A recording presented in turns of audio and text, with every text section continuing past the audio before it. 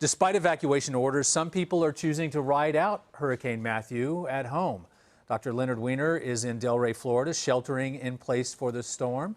Doctor, why are you choosing to stay? Well, I've been living in Florida for almost 30 years and have experienced multiple hurricanes over these years.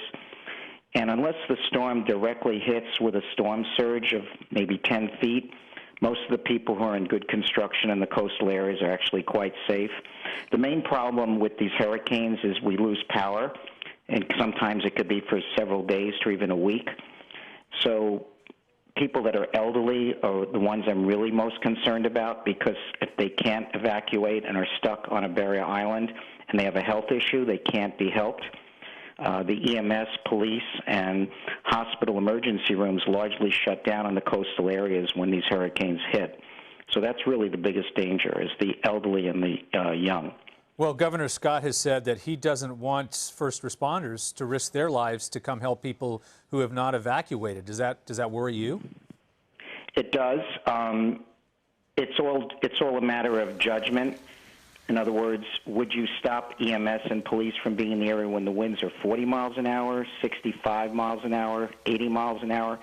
It's really a judgment call as to at what level of wind and rain would you not allow the people to be in the community that are most needed to help and save people.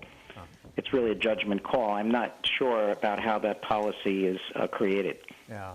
So you said you've been there for 30 years. Have you ever evacuated before when another hurricane hit?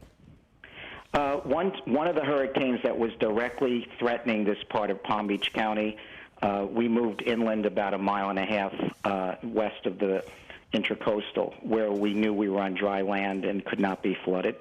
The main risk of these hurricanes, of course, is flooding and being prevented from getting back to the mainland. Most homes can withstand very high winds down in Florida because they're built of solid concrete. Occasionally, roofs have been pulled off with tornadoes. That's what happened, in Hurricane Andrew down in the Homestead area. Right.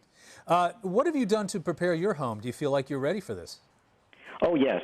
Having been through many of these hurricanes, we know exactly what we need to do. First of all, you obviously accumulate a lot of fresh water for your home. You drain the pool a little bit so that if you get torrential rain, you don't have flooding from your pool.